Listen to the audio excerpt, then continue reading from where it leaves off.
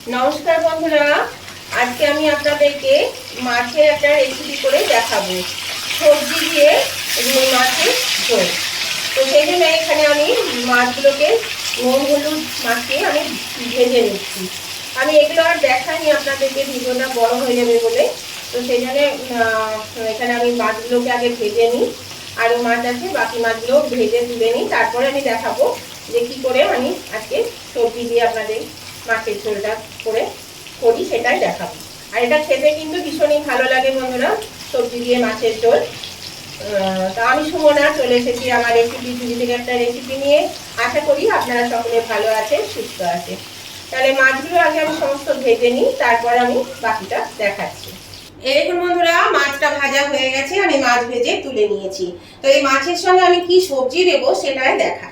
মাছের সঙ্গে আমি সবজি দেব আলু, ঢেঁড়সগুলো আমি গোটা গোটা রেখেছি, কাটিনি। আর পটলগুলোকে আমি একটা পটলকে 4 ভাগ করে নিয়েছি এরকম করে। আর এই দেখুন কাঁচকলা।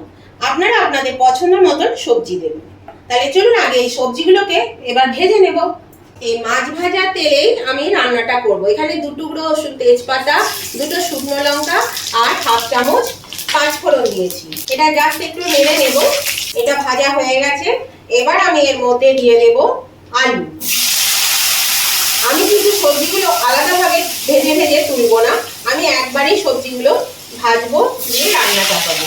আলুটা দিয়ে আমি এবার একটু ভেজে নেব। আলুর মধ্যে আমি 1/2 চামচ নুন দিয়ে দিলাম। তাহলে কি হবে, আলুটার মধ্যে নুনটা উঠবে আর আলুটা যদি তাড়াতাড়ি একটু নরম হবে সেই জন্য আলুর মধ্যে একটু লবণ দিয়ে দিলাম। আলুটা 50% ভাজা হলে আমি সবজিগুলো দেবো। এরকম বন্ধুরা, আলু ভাজার পরে আমি পটলটা দিয়ে দিয়েছিলাম। নামাজ পড়ছিল, সাউন্ডটা চলে আসে, সেই জন্য এখানে আমাকে অফ করে রাখতে হয়েছিল ক্যামেরাটা। তো পটলটাও কিন্তু বেশ একটু ভাজা হয়ে এসছে।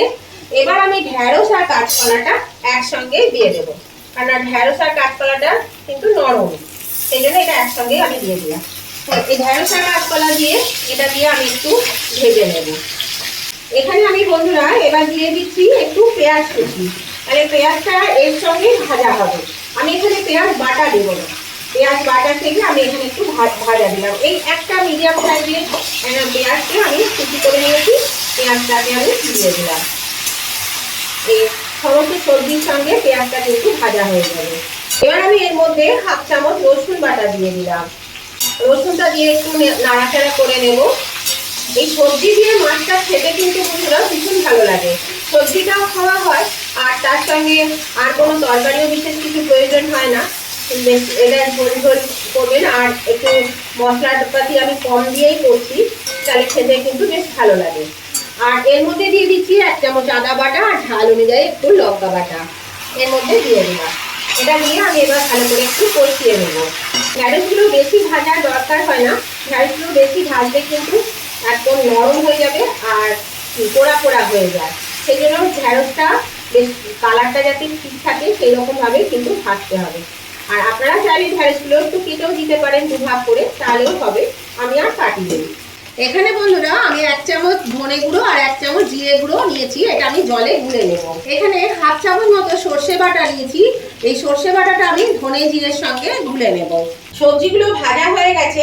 এবার আমি ওই মশলা গুলেছি সেই জলটা আমি দিয়ে দিলাম। মশলাটা দিয়ে এবার আমি ভালো করে একটু আবার কষিয়ে নেব। 2 থেকে 3 মিনিট একটু কষিয়ে নিলে কিন্তু মশলার কাঁচা গন্ধটা চলে যাবে। এখানে আরেকটু হলুদ দিতে হবে, হলুদটা আমার কম হয়েছে মনে হচ্ছে, একটু হলুদ দিয়ে দেবো। এবার আমি বন্ধুরা এর মধ্যে দিয়ে দিচ্ছি লবণ। আমি তো অল্প লবণ দিয়েছিলাম, তো বাকি লবণটুকু আমি এর মধ্যে দিয়ে দিলাম। আর দিয়ে দিচ্ছি একটু হলুদ, সামান্য হলুদ দিলাম। এবার আমি একটু জল দিয়ে দিচ্ছি। মশলাটা কিন্তু অলরেডি কষানো হয়ে গেছে।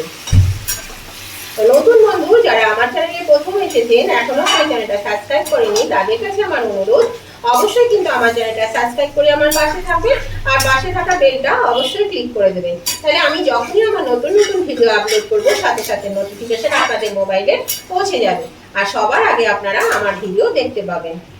আর আমার উভয় বন্ধুদেরকেই জানাই যে ভিডিওটা দেখতে দেখতে যদি এখনো লাইক দিতে ভুলে গিয়ে থাকেন, প্লিজ লাইক বাটনটা একটু প্রেস করে দেবেন। আপনাদের একটা লাইক আমাকে কিন্তু এগিয়ে নিয়ে যেতে অনেকটা সাহায্য করে।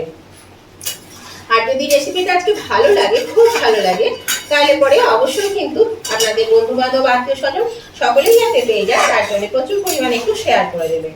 আর কেমন লাগলো আজকের রেসিপিটা সেটা জানাতে কমেন্ট করতে একদম ভুলবেন না।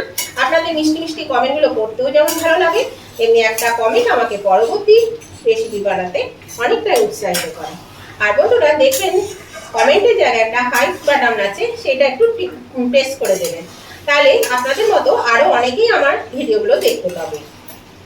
আর ভিডিও কিন্তু ফুল ওয়াচ করবেন, টেনে টেনে দেখবেন না, তাহলে কিন্তু বুঝতে পারবেন না কখন কি মশলা দিলাম, কিভাবে রেসিপিটা বানালাম।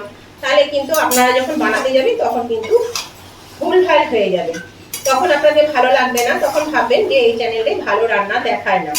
সেই জন্য অবশ্যই কিন্তু আপনারা টেনে টেনে বা স্কিপ করে দেখবেন না।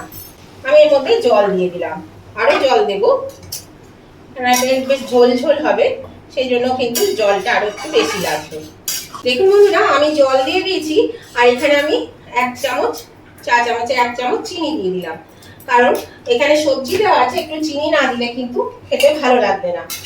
আর আমরা একটু তরকারিতে দিই মিষ্টি, অনেকেই আছেন যারা মিষ্টি দেন না।